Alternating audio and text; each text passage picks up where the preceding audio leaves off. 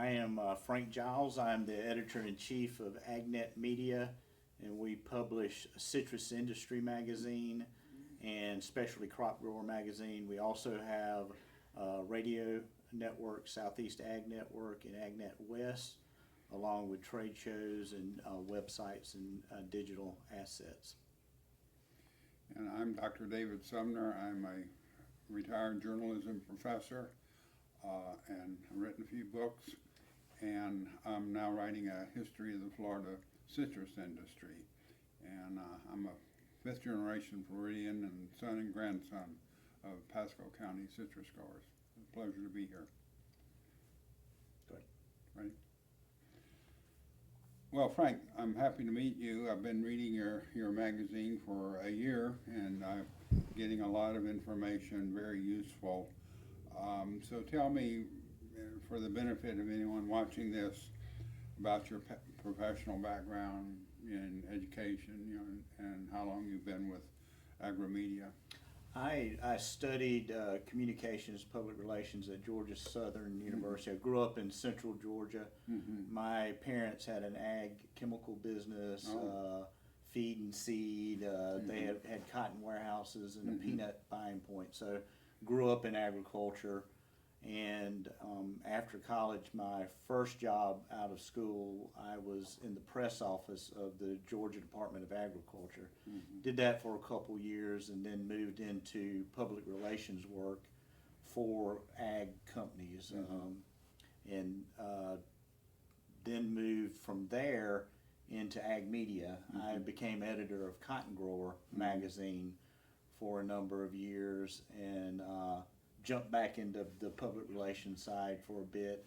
And then in 2007, wanted to get back in ag media, and the opportunity arose to become editor of Florida Grower magazine. So that was kind of my introduction to the citrus industry, and that was in 2007. So moved to Florida and started covering the citrus industry through that, and also fruit and vegetable crops there as well. And kind of got to learn the citrus industry there. And then about 2 years ago, I came over and joined Agnet Media, and that's Citrus Industry Magazine and Specialty Crop Grower. So, I was very familiar with Citrus Industry Magazine over the years because we were, running in the same circles, so to speak. Right. So got to learn citrus and specialty crops since that time, and kind of came into the citrus industry at an interesting time as HLB was becoming more pronounced. So what was the first year you were working in the citrus, or studying and writing about citrus? That was probably end of 2007. Okay. So I was coming in right as citrus greening was really, beginning to be established. I think it was confirmed in 2005. So when I came, my experience had been with cotton, and I was actually scouted cotton when I was in high school and college, and I was there for the first of the boll weevil eradication program, which was a highly successful program. First year it did very well.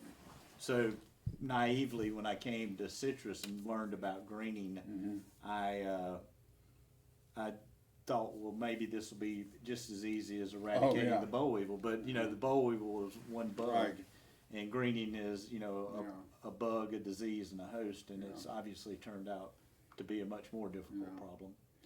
So you've written a lot of the articles. You're not just an editor. It looks like you do a lot of articles. Quite a bit, yes. Yeah. So what do you enjoy most about writing about the citrus industry? Well, when I first got here, it was just learning the crop, because it's such a unique crop and such a unique history. But probably my favorite thing about it is going out, and going into the groves with the growers and getting to know them and learning their story and their history, and just the heritage of the industry. I go back to cotton. When I came to citrus, cotton and citrus are very different crops, but the growers and the industries remind me a lot of each other because it's kind of a unique. They're both unique crops, and the the growers have got a little blink in there. There you go. And the growers, have a camaraderie based off of that. Right.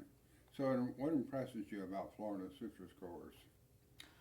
Well, number one, their perseverance through Yeah. through the disease, and hanging in there through all this. I've never seen, and I'm sure you've heard this a lot. I've never seen any kind of problem, agricultural problem, to match HLB or greening ever. And to be able to stick through that, I know unfortunately a lot have not been able to survive it, but a lot have, and so that's impressed me. But they're welcoming people and have been very open about their farms and how they do things, and to see the industry transform because of greening. Right. I mean, they've had to become a lot more innovative. Growing a citrus crop, and a lot of times you'll hear growers say it's become more like a row crop. We have to be in the grove every day, taking care of the grove to keep them to survive and stay productive as they can. So that's been interesting. Most growers I've interviewed are optimistic that research will find a disease-resistant tree. How optimistic are you, and what evidence do you have for optimism? I'm optimistic. I mean, I think, the plant breeders have been working at it a long time conventionally, and they've had some success with some marginally tolerant trees. I think with the plant transformation work that they're doing with the CRISPR gene editing and even GMO, if that becomes necessary, I think, they're on track with that now, and some of those gene edited trees are going into groves right now to be put in the real world, so to speak, to see how well they hold up to HLB. So I'm pretty optimistic they'll come up with it. Didn't you do an interview with Leon Nang, the researcher from Florida University? Nian Wang? Yes. Yes, I have. Yep. Okay. Yep. And so, what impressed you about the work he's doing? Well, it's pretty high science, so it's like with some of that you need translation to understand the science that he's doing. But it impressed me a lot, and I mean he's the first scientist in the world to transform citrus that way.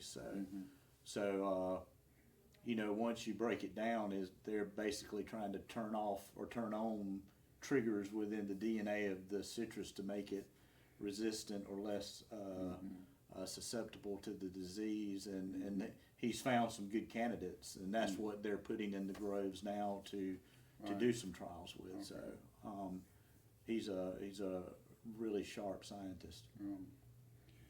I know the magazine is, you put in a little blurb every month. You're always looking for good stories and good news. Besides trunk injections and protective coverings, what other good news have you heard about or written about in recent years? Well, those two obviously are big breakthroughs. The cups, the citrus under protective screen, that's not going to be for everybody, but the growers that are doing that are growing some really high quality fruit, and they're able to exclude the psyllids and keep greening out of there. So where that fits, that's a really positive thing. But I think the trunk injection is, and I'm sure you've heard this with all the other growers, is probably the biggest single breakthrough that's come along. There was the notion for a long time that if we have to touch the tree, then it's not really viable. But I think now that growers are doing it and have gone through the process a couple times, they realize yes, we can touch the tree, and frankly, we have to stay in this, and so that opens up the door to a whole new avenue of other treatments that could potentially benefit not only greening but other issues as well. Did you write about or cover Hurricane Irma in 17 and Ian? So tell me about those. Well, they were devastating. The track that they took over the industry, and the fact that we already had HLB, endemic in every grove, so the trees were already beaten down.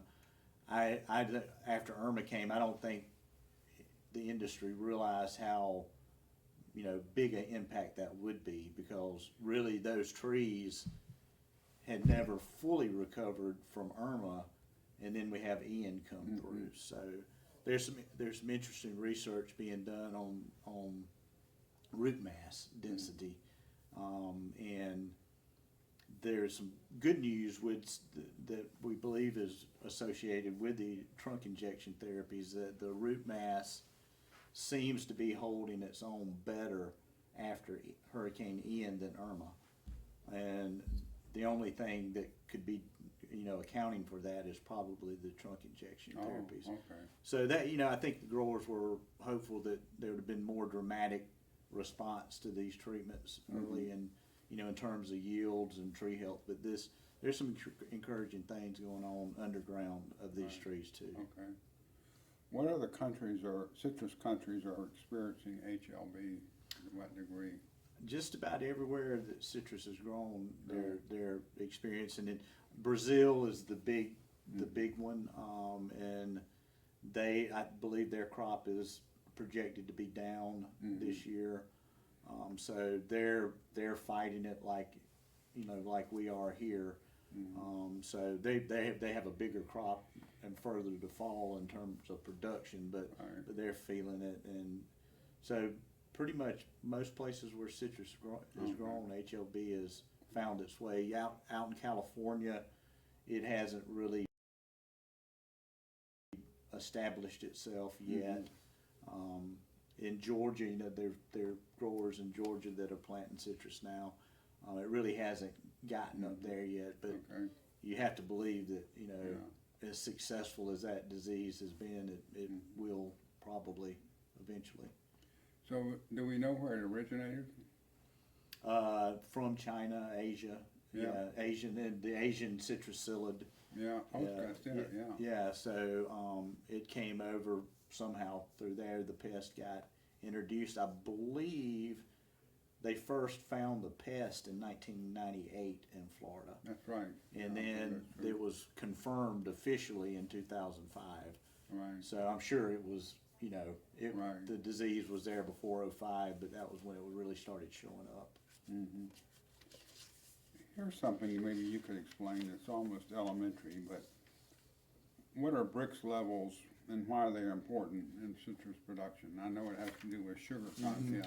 Yeah, the Brix is basically the sugar, the sweet, of it, and you want a little higher Brix. And one of the effects of HLB is the Brix and the quality of the juice has been affected in a bad way. Right. So the yield is very important, but the quality is also very important. And the Brix is part of what makes orange juice taste good. So so they want to keep those Brix levels higher, than what they are now.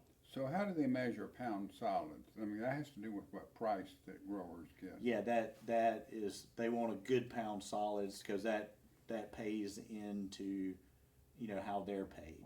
Right. And so, and that's another thing that has not been very good. And when growers talk about quality, pound solids and Brix is all part of the same, same discussion. Quality. Yeah, yep. So, what do you enjoy most about working and covering citrus? I think again, being out with the growers, getting out in the groves and seeing that.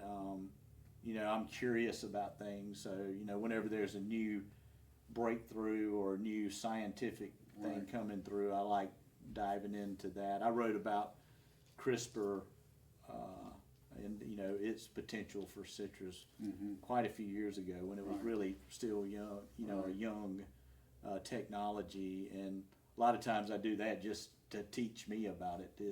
If it's something new, I figure if I write a story about it, it'll help me learn about it. So I enjoy that part of it. But I think by and large, just getting to be with the growers and other people in the industry, it's a people industry. Right. So that part I enjoy.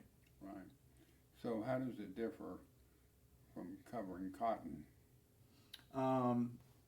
it's different. It's a different crop, you know. Right. You know, it's a row crop versus a permanent crop. Right. So there's a lot of production differences, but again, the people part of it is they're very similar in a lot of ways. My first Florida Citrus Mutual conference, I went to when I came down here.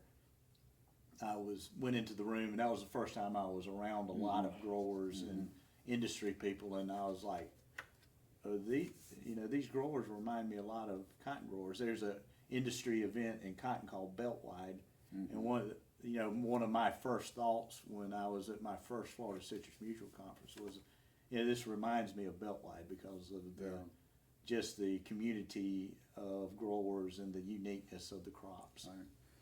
Well, we need to wrap it up. Is there anything I've missed that you'd like to say about covering citrus?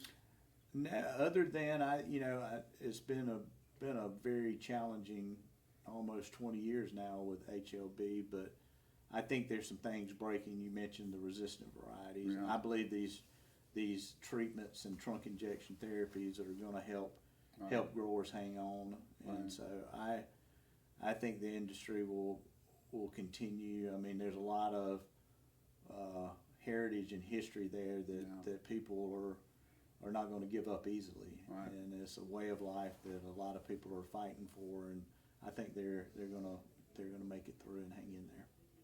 So do I. Well, thank you for your time. It's been a pleasure to get to know you and Thank you. chat with you. Yep. Okay. Thanks. So long. Yep.